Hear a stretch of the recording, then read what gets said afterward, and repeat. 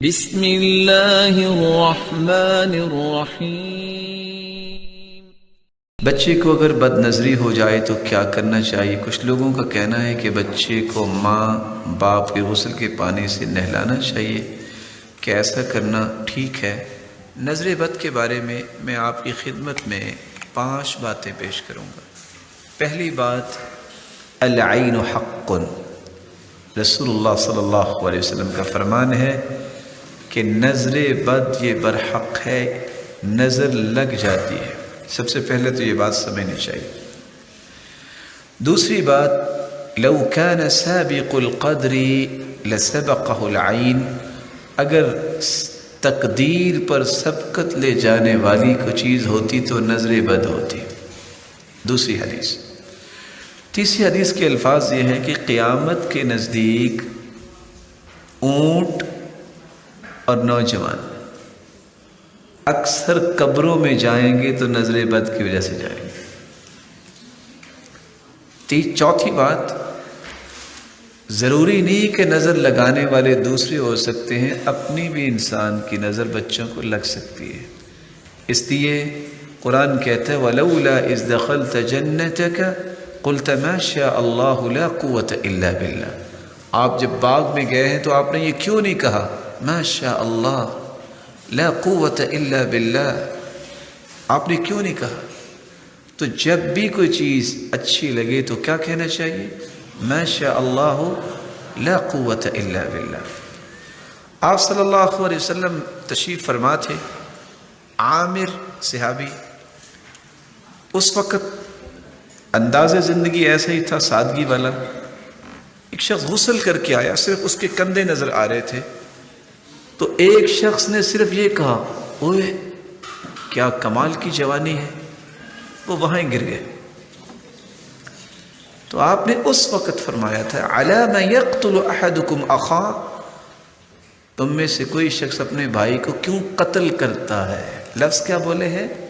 قتل کرتا ہے۔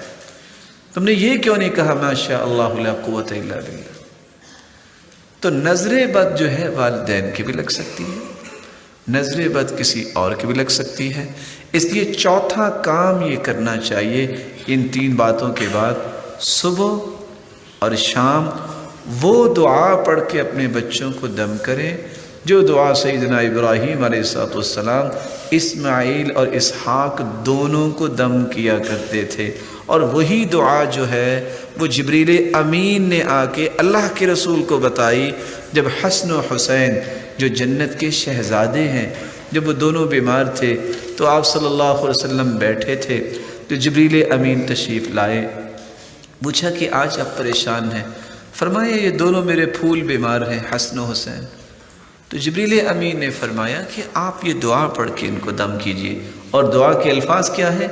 اعیذکما، چونکہ وہ 2 تھے، اعیذکما بکلمات اللہ التامہ من کل شیطان وہام ومن کل عین لام۔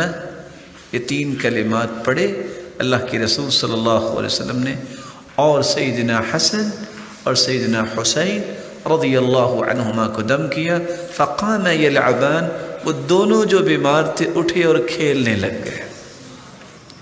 5ویں بات جو میں آپ کی خدمت میں پیش کرنا چاہتا ہوں، میں آپ سے بھی گزارش کروں گا، ہر نماز کے بعد 2 صورتیں جو سورۃ الفلق ہے اور سورۃ الناس ہے، اس کو پڑھنا نہ بھولیے۔ عقبہ بن عامر رضی اللہ تعالی عنہ کی روایت ہے، امرنی رسول اللہ صلی اللہ علیہ وسلم ان اقرأ المعوذتین بعد کل صلاۃ، ہر نماز کے بعد آخری 2 صورتیں پڑھنے کی مجھے انہوں نے حکم دیا۔ جو شخص یہ صورتیں پڑھتا ہے وہ نظر بد سے بھی بچ جاتا ہے، اور جادو جیسے اس طرح کے مذموم فعل سے بھی رب تعالیٰ اس کی حفاظت فرماتے۔ اور ایک دعا جو آپ کو یاد ہوگی جس کو دم جبریل کا نام دیا جاتا ہے، صحیح الجامع کی روایت ہے، اللہ کے رسول صلی اللہ علیہ وسلم بیمار تھے، جبریل امین آئے اور آ کے کہتے ہیں یا محمد اشتکیت، آپ بیمار ہیں؟ قال نعم، جی ہاں۔ تو جبریل امین نے کون سے الفاظ پڑھ کے دم کیا؟ بسم اللہ ارقیک، میں اللہ کا نام لے کے آپ کو دم کرتا ہوں.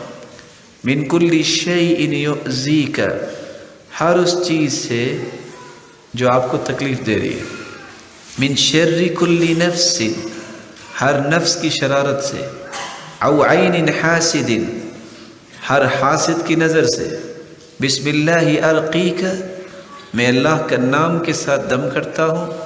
واللہ یشفیک، اور اللہ ہی آپ کو شفا دینے والے. یہ دعا یاد کرنی چاہیے اور صبح و شام بچوں کو دم کرنا چاہیے. سبحان اللہ وبحمدہ، سبحان اللہ العظیم، سبحان ذی العز والجبروت.